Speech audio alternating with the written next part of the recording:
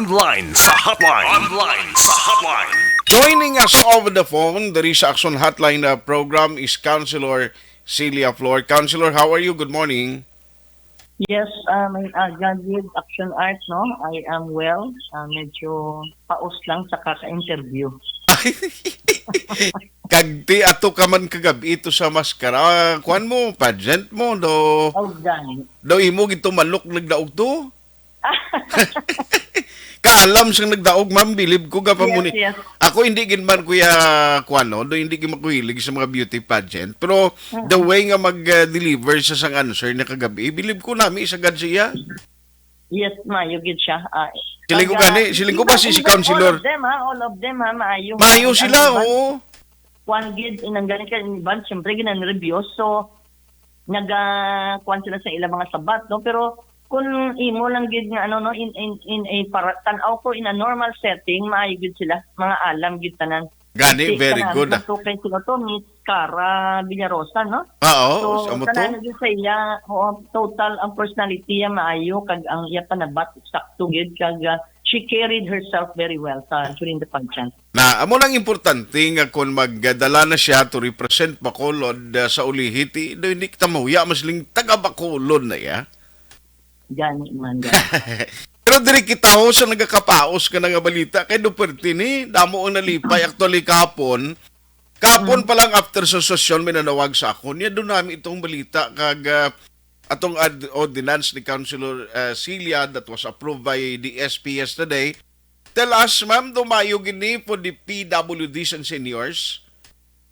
Yes, ang kanami gid kahapon no nalipay gid kita sang aton napapasar kag pasalamat gid ako sa aton nga mga konsehal nga upo dira no sa aton konseho kay hindi lang na siya action art nga nag-approve sila ha kundi tanan sila nagpirma gid.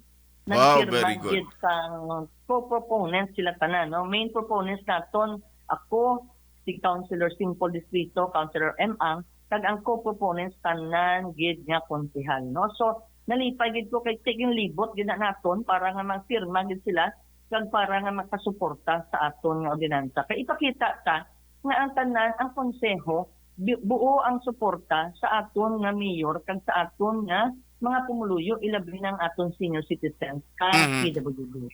Yes. And because of this ordinance, ano gid ang benepisyo nga mabaton sini ma'am, councilor, especially sa mga PWDs kag seniors? Well, ang financial assistance gid na no kay of course under the law kada mo naman gyud na sang aton nga benepisyo bilang seniors no. May ara kita nga 20% discount sa aton nga pag-travel, sa aton nga mga pagkaon. May ara kita nga mga discounts sa bulong no. So ang iniyang ordinansa mag-allocate kita sang fund para nga makahatag kita sa gamay lang nga financial assistance sa aton mga seniors 500 pesos a month no. So that would be from 12 months that would be 6,000 a year sa aton mga seniors na qualified seniors. Aha. So, pero bisan amo ni ang 500 pesos is 500 pesos kung way ka na trabaho, kag way ka pangitan-an, sinakbudlay na pangitaon, ma'am? Gani man. Ang una nahambal nila nga siling ko gani, gamay, hello? Yes, ma'am. Gamay Yes, ma'am. nila, no? Pero para nakita ko gid ang kalipay sa mga seniors. In fact, gahala kadamo kita maano gani kung ko lang nga ma'am nga nagkadto kapag diri no kabudlay balas ang mag-travel nga magsaka kapag diri sa syudad no para lang mamangkot ti ma'am ara ng amon social pension. Gabi, no? Nang wala pa ma'am mga next year papapasaro ta pa ang ordinansa tapos butangan pa na budget kay ti ang budget subong hindi pa ni budget sang ining administrasyon. Next year pa ang budget nga ginapapasar sa amon ni Mayor Albi, no? So, basta kalipay gid nila makabati nga may ara na sila batunon by next year, no? Sila kasi 500 lang niha ay nalipay na gid kami ma'am sinaya. So, correct. Kabay pa nga kung makakwarta pagid kita ang syudad in the next few years, basi pa lang kung mag-increase ang aton nga budget, mag-ayong ekonomiya naton hindi lang sa Bacolod kundi sa bilog na Pilipinas.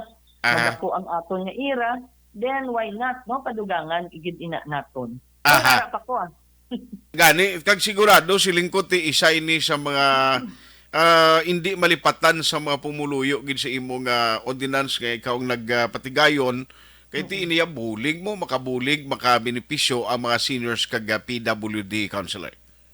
Yes, in fact, gusto ko lang i-advance ko sa imo ha nga news, no? Pero ipasulod ko pa rin sa amon sa sanggunian, may ordinansa man kita nga ginadihon, actually do tapos ko na to gani review ang akon, signan ko na lang pag isulod sa konseho, nga mangayo man kita sang free nga medicines for our seniors who are suffering from diabetes and Wow. hypertension.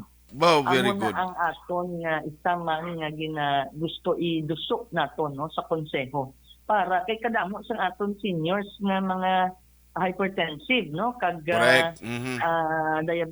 diabetics no. So ang 500 pesos na financial assistance daw hindi ginakatrespass sir kay ang mga bulong no. So ginistorya ko ng aton city health officer.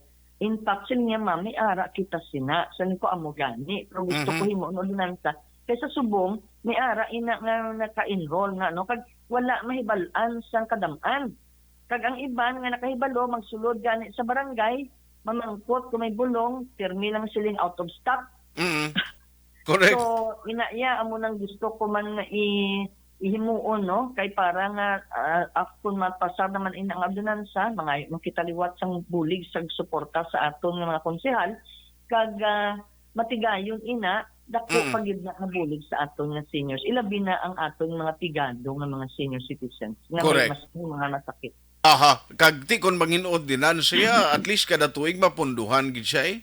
Yes, punduhan gid siya. Kag i-monitor tagid ina dapat nga allow nga ang staff sa ato mga barangay health centers sigurado dapat nga ara gid. Correct. Ma'am, I know nga ti medyo masako ka man, pero masip lang ko very quickly kay daw good news subong actually si Attorney Ting na interview ko the other day, ang balyati daw at least ang mga occupants kag awardees sa mga merkado subong daw matamat man nga nagpadulong gali sa City Treasurer's Office, no? Yes. So, kanami gani kay dugi-dugi gat wag man sa akong city treasurer kung gusto nga mamangkot lati ma'am okay ni ayhan mo ni sikutit kun anong atong local market resolution nga ginaprubahan ti amo na siya okay gid na no. So ako na siguro ginapabutyag subong sa aton nga mga vendors dira sa tanan nga merkado Burgos, Libertad kag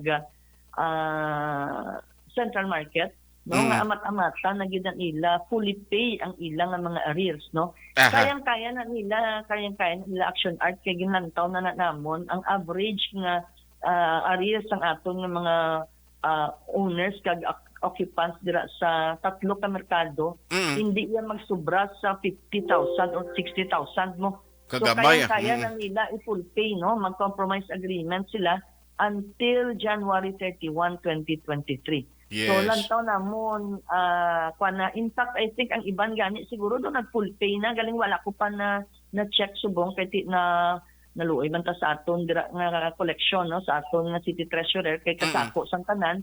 So why ko pas lagi na kulit nganti pila na. So mga tapuson talaga ang maskara kay mangulit naman ko kay para kita ko gid on paper on record pila na ang increase ng aton nga mga collections. Yes. Counselor, nice talking to you and keep up the good work. The working counselor of Bacolod City. Salamat gid sa time, ma'am, and hopefully maka-update kami sa imo by next week. Yes, salamat gid Action Art. Thank you. Good morning. Action Hotline.